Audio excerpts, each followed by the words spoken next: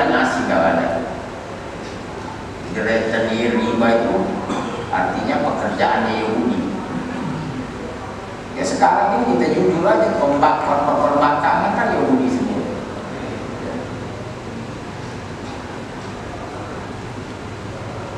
Jadi udah nggak ada bilang amal-amal, itu udah jauh ya. Udah jauh. Yang ada hanya bagaimana memberanakkan itu uang. Ya. Wa ikan wa geniya luzum dirham al-madrub di sakar aja, cuma apa perumpamaan. Wa ba'u bi ghadab, akhirnya mereka kembali dengan kemarahannya Allah, min Allah. Ya. Dari ayat-Allah wal ghadab.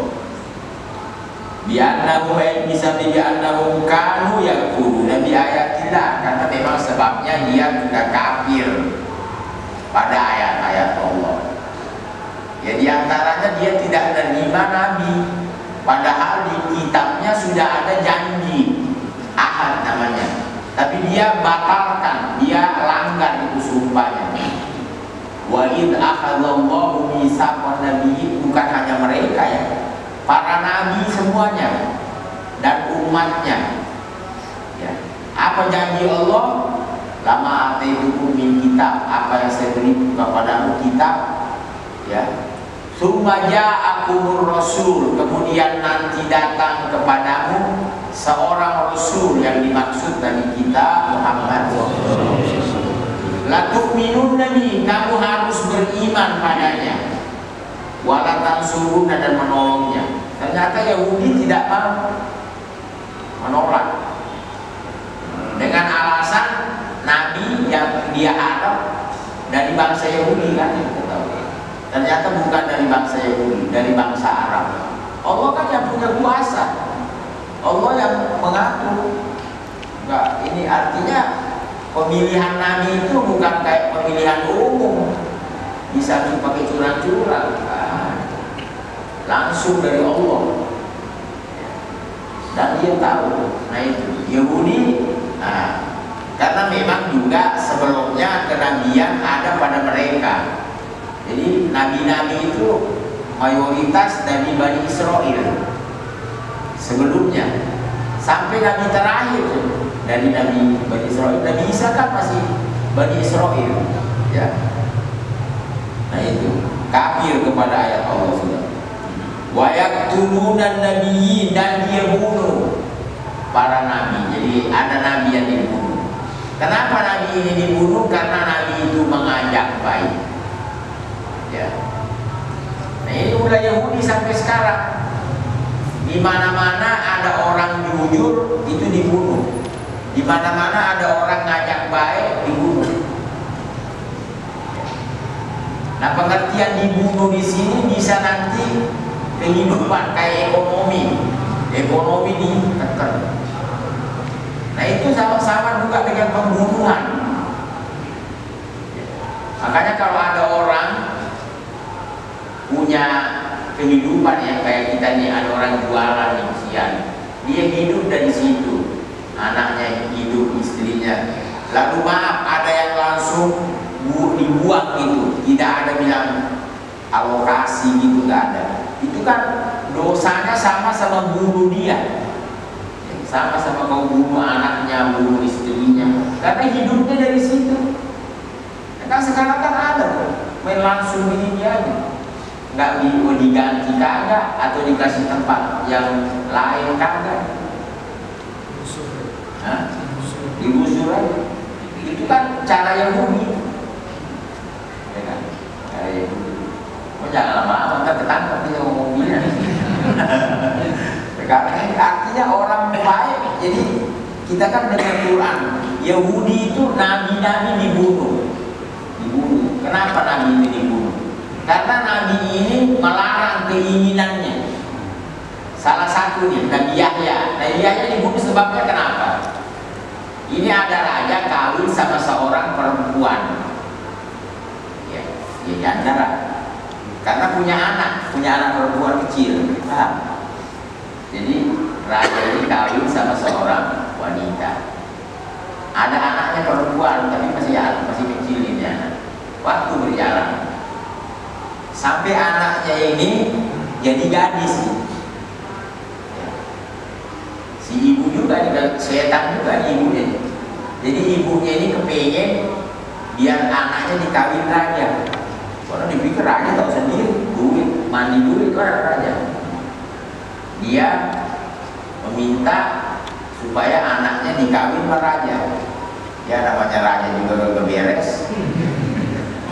Mau juga. Nah, dia nanya sama Nabi Yahya. Nabi Yahya kan jawab sesuai dengan hukum. Nggak boleh lah. Kan sudah jadi anaknya kan. Sudah jadi anaknya karena ibunya udah dikawin. Ya. Tetap Nabi Yahya disogok tidak terima. Tetap mengatakan tidak boleh. Ya akhirnya tahu sendiri raja. Nabi Yahya dibunuh akhirnya. Nah ini kan banyak contoh-contoh seperti ini. Ya. Jadi mau dia ulama kan statusnya atau siapa aja. Wa yaqtuluna alladziina ya'muruna an-naasa bil qist. Mereka membunuh orang-orang yang mengajak jujur, mengajak adil. Jadi kalau ada orang mengajak adil itu ditekan di mana-mana ya. Kalau nggak salah di instansi juga kan, artinya di mana perusahaan, perkantoran apa, di instansi. Kalau ada yang jujur, syukur-syukur kagak dibikin racun. Ya, artinya disingkirkan. Itulah yang anunya Yahudi. Artinya kalau ada yang berbuat begitu berarti ya kalau bahasa kasarnya muridnya Yahudi. Muridnya Yahudi ya yang cara begitu. Nah ini Al-Quran, makanya Yahudi itu berusaha supaya kita ini umat Islam jauh dari Al-Quran, biar kagak paham Quran. Dan Yahudi berhasil mengalihkan waktu kita dulu. Waktu kita gak tahu habisnya kemana. Sampai banyak dari orang udah hampir meninggal belum tahu Quran. Boro-boro paham, baca aja susah. Baca. Bagaimana mau paham isinya? Coba lihat orang dulu. Ya, itu katanya dulu nih anak-anak tidak lewat 9 tahun harus hafal Quran. Gak ada yang lewat 9, antara 7-9. Kalau kita ada sih 1-2. Kemarin ada itu siapa namanya, Musa Laude. Itu Masya Allah umur 7 tahun 4 bulan hafal Quran. Pemerintah kita malah ngasih penghargaan. Gak ada sama sekali. Malah yang dikasih penghargaan siapa yang ada itu? Tahu juara apaan? Ajak pagar. Ada yang juara itu. Coba kalau orang mengerti, ya gak juara dikasih penghargaan. Mestinya kita bangga dong, membuat nama kita harum. Lawannya berapa? Ada 80 negara. Kalah, dia jelas. Karena mereka levelnya hafal itu menyentuh 10. Ini enggak, 7. Bayangin kita 7. Baca Fatihah aja belum tentu ini belum kali. Apalagi orang Penjalengan belum tentu. Coba bayangkan. Tidak dihargai. Jadi ini artinya sudah bisa dibaca sudah. Ya.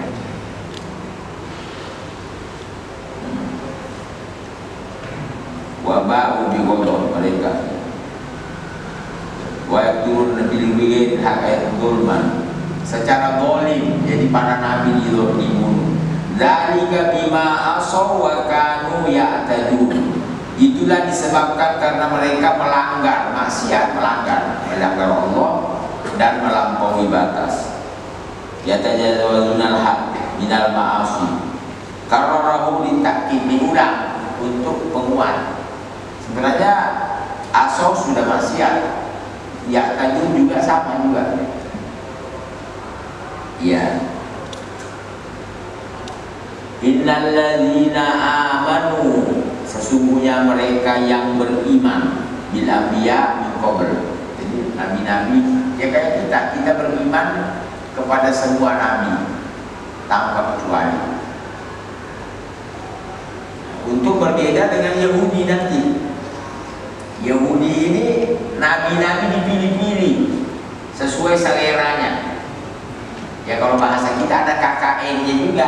Jadi nabi-nabi dari bangsa Bani Israel doang yang dia mau ikuti, yang lain nggak dipercaya deh, nggak diterima. Kalau kita percaya semua, cuma nanti dari segi pengamalan tidak ada anjuran mengikuti nabi ini, nabi juga. Kita ikuti kita punya nabi, karena semua ajaran nabi dulu sudah ada, nggak ada lagi yang tersisa. Jadi tidak perlu lagi. Karena ada riwayat dulu sahabat Umar bin Khattab menemukan lembaran Taurat, paham? Lembaran Taurat Sayyidina Umar dilihat-lihat gitu. Akhirnya Nabi lihat, muka Nabi kayak agak memerah, ya kayak ada marah gitu. Kata beliau, artinya tidak perlu lagi kau baca itu Taurat. Lau asya Musa lama wasi'atu illa tibai. Kalau nabinya nih Taurat nih masih hidup, tidak punya pilihan kecuali ikut saya. Jadi kitabnya gak usah dibaca udah. Wong nabinya aja kalau ada harus ikut Nabi Muhammad. Jadi kalau begitu gak perlu dibaca kitabnya. Jadi kita gak usah nyari Taurat lagi mau baca apa. Gak perlu. Injil apalagi. Ya, tidak perlu kita baca itu kitab. Kenapa nggak perlu? Karena semua intisarinya ada di Quran. Ada di Quran. Sesungguhnya mereka yang beriman kepada para nabi di kubur, walladzina hadu wa humul yahud, orang Yahudi, wan nasoro as-sobiin. Nasoro juga ada lagi golongan sobi. Ta'ifa minal yahud wa min nasoro kelompok. Man amana minhum billah. Nah ini kembali kepada Nabi awal lagi. Siapa yang dari mereka itu beriman kepada Allah, ya. Wal yaumil akhir fi zamani nabiyina. Pada zaman kita punya nabi, ya. Wa amila sholiha bi syariati. Dan dia beramal soleh mengikuti syariatnya. Ya. Falahum ajruhum, maka baginya dapat pahala. Jadi pahalanya tidak disia-siakan oleh Allah. Sawaba amalihim inda rabbihim wala khaufun alaihim wala hum yahzanun. Tidak ada lagi rasa takut padanya dan tidak ada rasa susah. Jadi takut susah ini bagaimana Allah ya? Kita bayangin ini di hari kiamat dahsyatnya kayak apa. Tapi ada orang yang Allah bikin hilang itu takutnya, nggak ada lagi takut.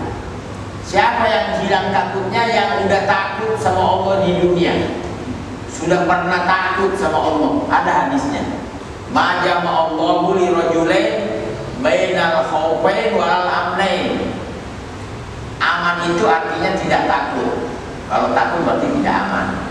Allah gak kumpulkan pada satu orang dua kali takut. In khawfani fid dunya amantu fil akhirah. Ya, kalau dia takut padaku di dunia, saya beri dia keamanan di akhirat. Jadi di akhirat gak ada lagi takut. Takut itu hilang. Coba kita nih, takut itu bagaimana Allah? Karena nggak imbang, nggak imbang.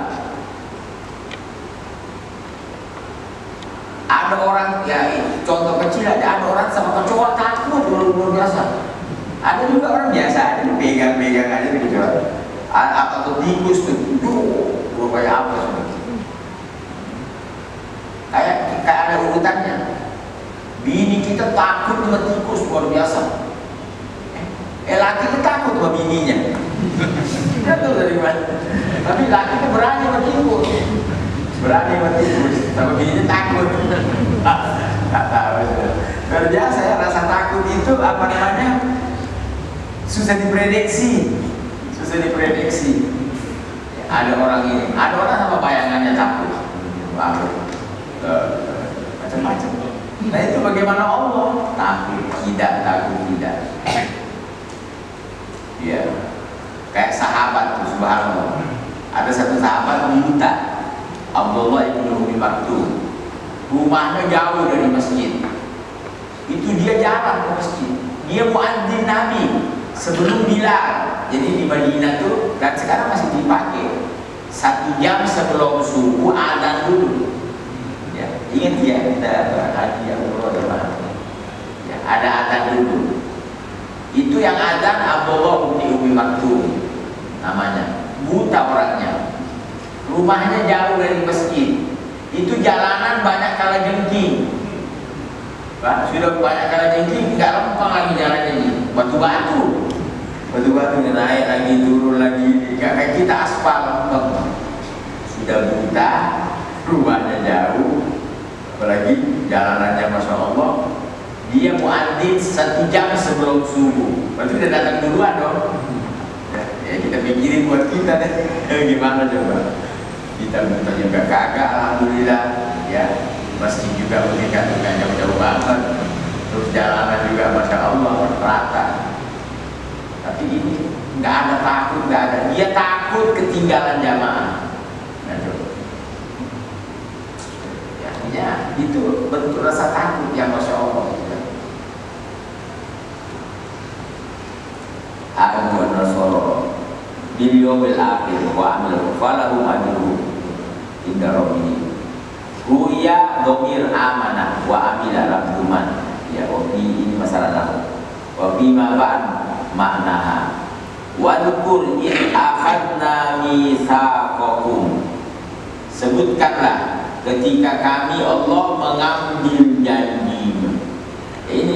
Ini arah pembicaraan kepada orang Yahudi yang ada di zaman Nabi.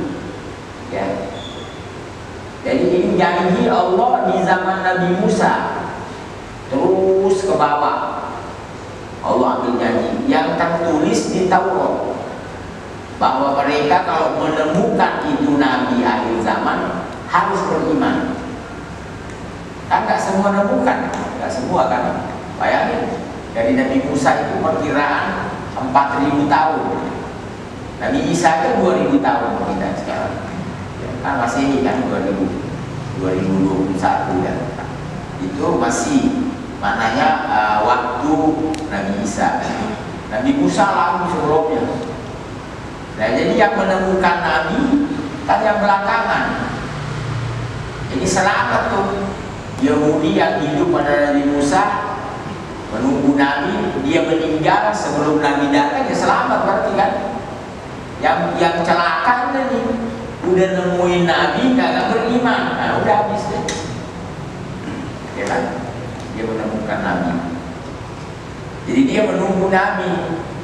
Cuman di memorinya ada KKN, tahu KKN? Dia maunya ikut yang sebangsa sama dia gitu. Sekarang mulai juga di Islam Nusantara nih. Udah bosan sama Islam Arab. Terus gimana ceritanya? Kayak Yahudi persis. Jadi Yahudi itu tidak beriman gara-gara nabinya bangsa Arab. Ayo kira-kira ada kesamaan kan? Ya, masih ini sih main halus. Udah mulai itu kan nabi jangan disebut Arab.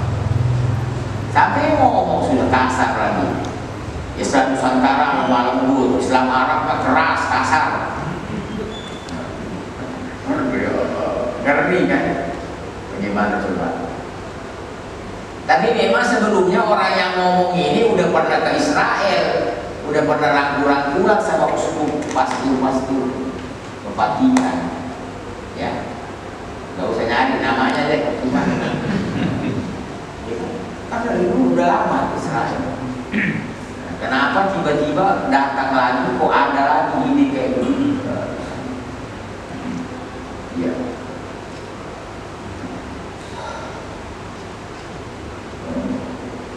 Oh iya.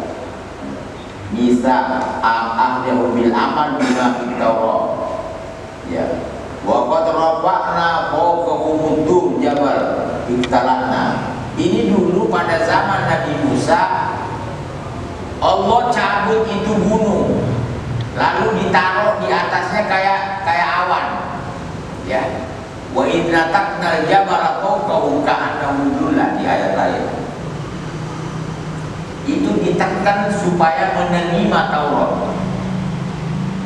Pertama disuruh sujud, akhirnya dia sujudnya terpaksa karena dilihat ada burung di atas. Akhirnya sujud sambil begini. Makanya sampai sekarang tuh Yahudi kalau sujud miring. Ya, jadi ini anak cucunya nih ikuti kakek moyangnya dulu. Orang Yahudi kalau sujud, kalau kita kan lempeng begini kan sujud. Mereka sholat juga, cuman kalau sujud miring kepalanya karena dulu orang tuanya waktu dipaksa sujud. Ada yang lihat, coba orang sujud melihat ke atas, pasti kan miring begini. Lama-lama kesombongannya muncul, akhirnya sholat nggak mau ke bawah. Jadi sholatnya itu ke tembok doang, nggak mau nunduk. Kalau kita kan ruku, berarti ini kan tawadhunya luar biasa, perendahan diri namanya. Sampai kita ke bawah lagi, kepala nih yang paling mulianya anggota kita taruh di tempatnya kaki. Itu kan berarti tidak ada sombong lagi sama Allah. Makanya ini yang masuk surga. Yang ada sombongnya nggak masuk surga, kan ada hadisnya. La yadkhulul jannah man kana fi qalbi mithqala dzarratin min kibir. Ini kesombongan, yang nggak mau sujud itu sombong namanya. Sombong. Kalau mau gini kan berarti merendah namanya. Iya. Warafana tu jabal diktarakna kami cabut dari asalnya alaikum lama apa itu dikobulha. Dia nggak mau menerima Taurat. Sami'na wa asarina ayat nanti satu-satu disebutin. Jadi dia terus terang kita dengar firman Allah, tapi asarina maknanya kita nggak mau nurut. Ada juga yang milih-milih. Nah, ini ada juga kita nih. Jadi ayat-ayat itu dipilih yang cocok sama dia. Ya. Ayat nih penguasa tuh. Karena yang diurus tuh urusan zakat. Sholat ini kagak dipeduli, rakyat mau sholat atau kagak ada urusan. Rakyat mau puasa nggak mau puasa tidak ada urusan. Nah bagi yang basah-basah tuh urusin. Kalau urusin haji. Nah sekarang enggak, uang haji diambil. Lebih parah lagi kan, panjang urusannya. Ya, ya, sekarang Kulu ma'atenakum bikuat. Ambillah, artinya amalkanlah apa yang kami berikan padamu dari kitab Taurat dengan sungguh-sungguh, biji wajtihan. Wadhkuru ma fi, lalu sebutkan di dalamnya dengan mengamalkan padanya. La'allakum tattaquna, moga-moga kamu takut kepada api neraka. Awil ma'asi, takut melanggar Allah. Wallahu a'lam. La